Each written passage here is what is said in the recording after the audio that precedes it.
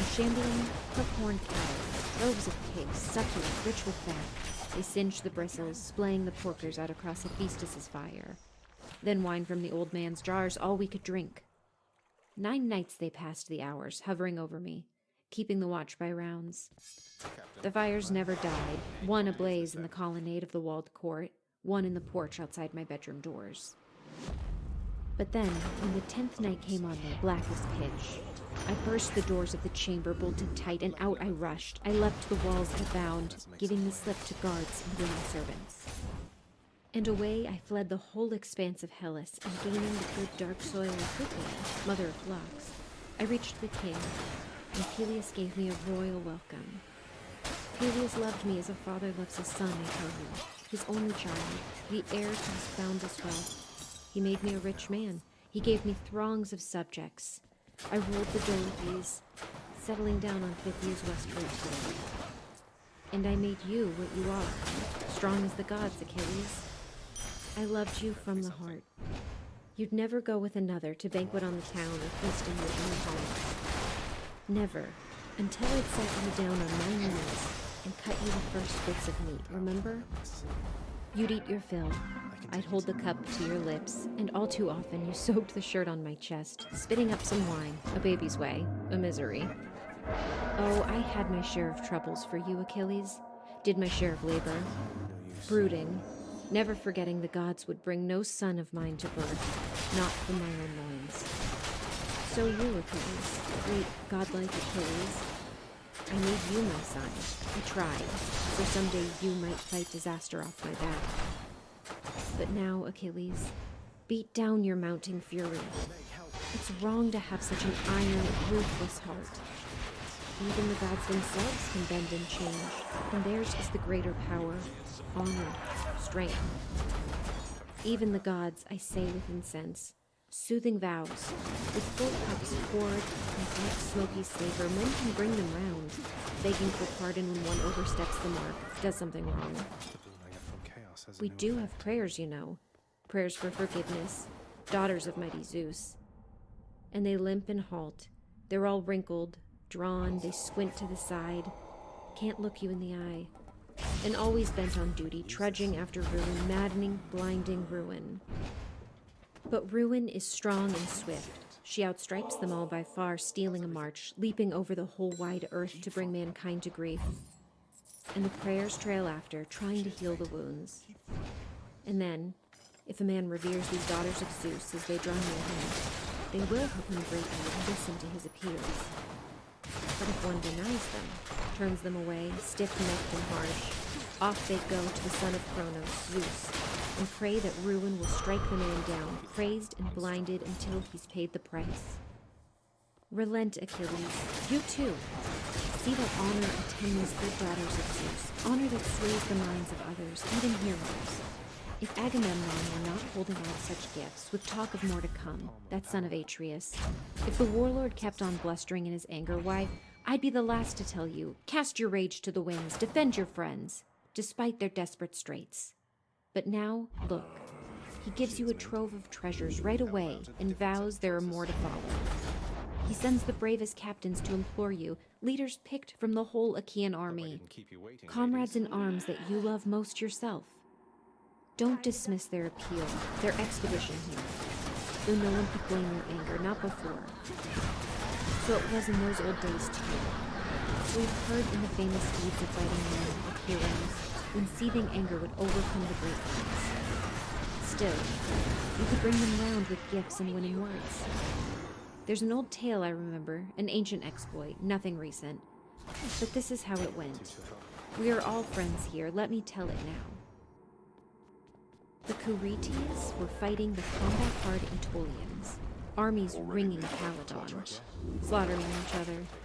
Aetolians defending their city's handsome walls, and Curetes primed to lay them waste in battle. It all began when Artemis, throned in gold, loosed disaster on them, incensed that Aeneas offered her no first fruits, his orchard's crowning glory.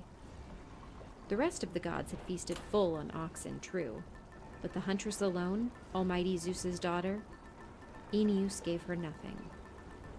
It slipped his mind, or he failed to care. But what a fatal error. How she fumed, Zeus's child who showers arrows.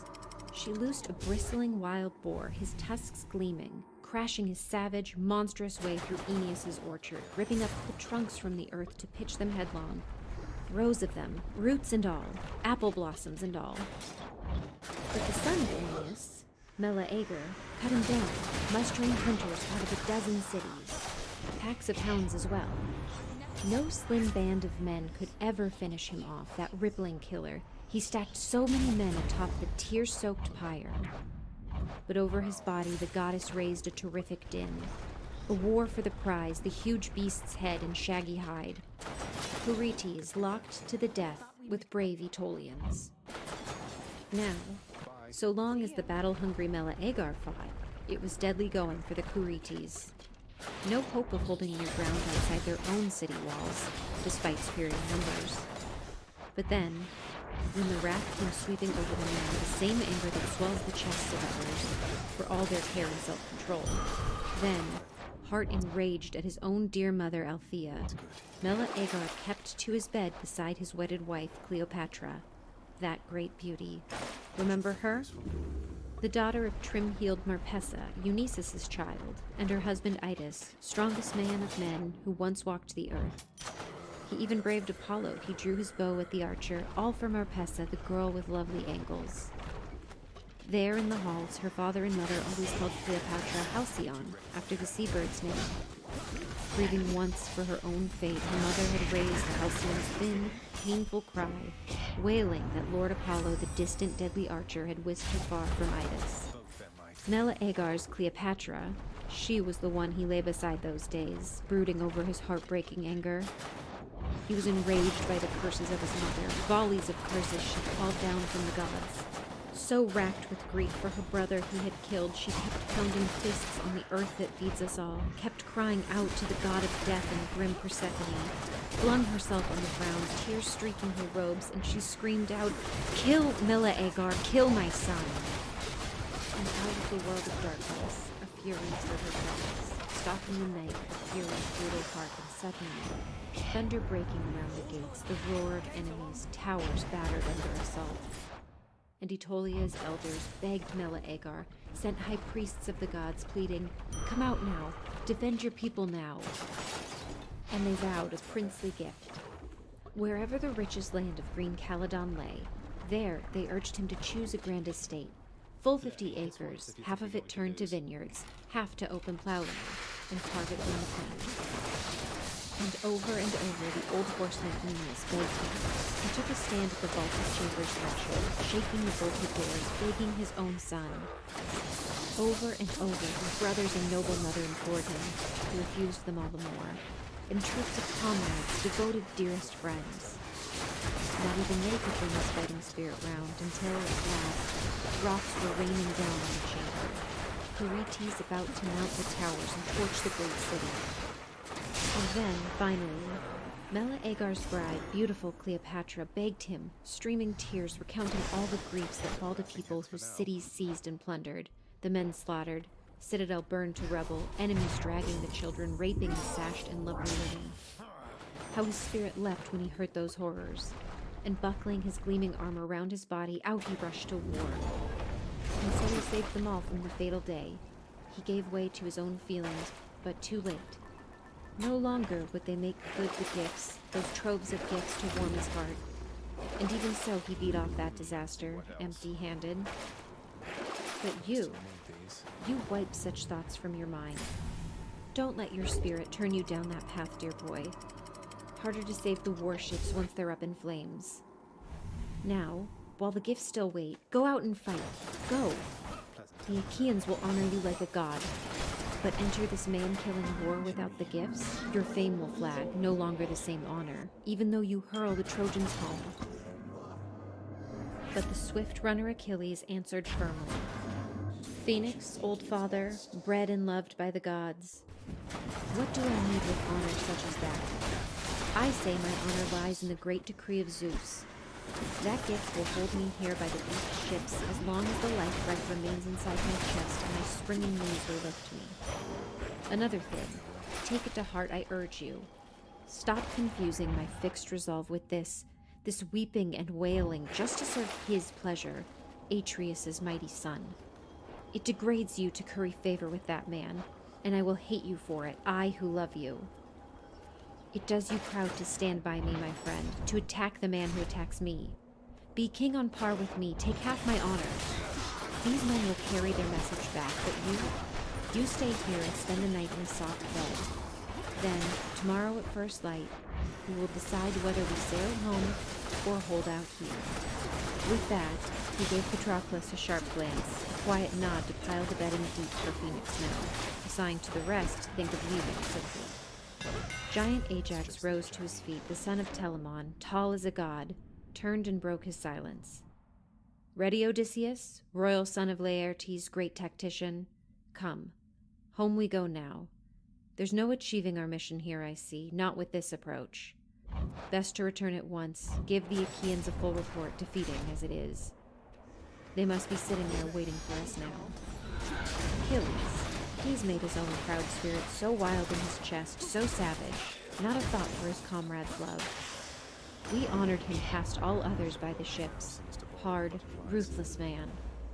Why, any man will accept the blood price paid for a brother murdered, a child done to death. And the murderer lives on in his own country. The man is paid enough, and the injured kinsman curbs his pride, his smoldering, vengeful spirit, once he takes the price. You. The gods have planted a cruel, relentless fury in your chest. All for a girl, just one, and here we offer you 7. Outstanding beauties. That, and a treasure trove besides. Achilles, put some human kindness in your heart. Show respect for your own house. Here we are, under your roof, sent from the whole Achaean force. Past all other men, all other Achaean comrades, we long to be your closest, dearest friends. And the swift runner Achilles answered warmly. Ajax, royal son of Telamon, captain of armies, all well said, after my own heart, or mostly so. But my heart still heaves with rage whenever I call to mind that arrogance of his. How he mortified me right in front of the Argives, that son of Atreus treating me like some vagabond, like some outcast stripped of all my rights. You go back to him and declare my message.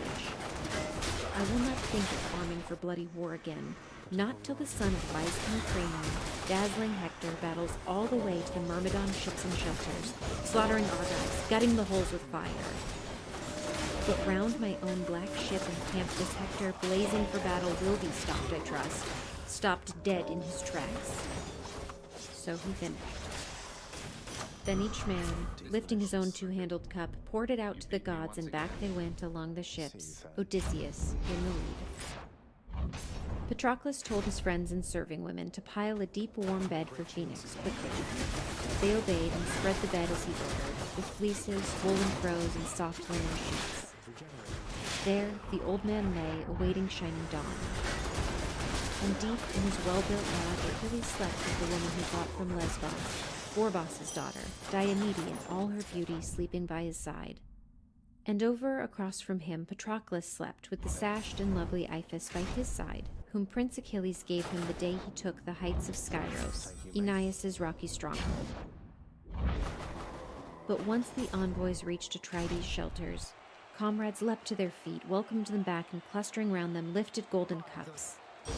One after another pressed them with questions. King Agamemnon most urgent of all. Come, tell me, famous Odysseus, Achaea's pride and glory. Will he fight the fire off the ships? Or does he refuse? Does rage still grip his proud, mighty spirit? And the steady, long-enduring Odysseus replied, Great Marshal Atrides, Lord of men Agamemnon, that man has no intention of quenching his rage. He's still bursting with anger more than ever. He spurns you, spurns all your gifts. Work out your own defense, he says. You and your captains save the Argive armies and the ships. Himself? Achilles threatens tomorrow at first light to haul his well-benched warships out to sea. And what's more, he advises all the rest, sail home now. You will never set your eyes on the day of doom that topples loom in Troy. Thundering Zeus has spread his hands above her. Her armies have taken heart. That's his answer. And there are men to confirm it, fellow envoys. Ajax and 2 heralds, both clear-headed men. But old Phoenix passes the night in camp as Achilles bids him, so he can voyage home in the ships with him to the fatherland they love. Tomorrow at dawn. But only if Phoenix wishes, he will never force the men to go. So he reported. Silence held them all, struck dumb by his story, Odysseus' words still ringing in their ears. A long while they said nothing, spirits dashed. Finally, Diomedes, lord of the war cry, broke forth. Great Marshal Atrides, lord of men Agamemnon, if only you'd never begged the dauntless son of Peleus, holding out to Achilles trove on trove of gifts. He's a proud man at the best of times, and now you've only plunged him deeper in his pride. I say have done with the man, whether he sails home or stays on here. He'll fight again, in his own good time, whenever the courage in him flares into God fires his blood. So come, follow my orders, and all of us unite. Go to sleep now, full to your heart's content with food and wine, a soldier's strength and nerve. Then, when the dawn's red fingers shine in all their glory, quickly deploy your chariots and battalions, Agamemnon. Out in front of the ships, you spur them on, and you yourself, you fight in the front ranks. And Achaea's kings all shouted their assent, stirred by the stallion-breaking Diomedes' challenge. Pouring cups to the gods, each warlord sought his shelter.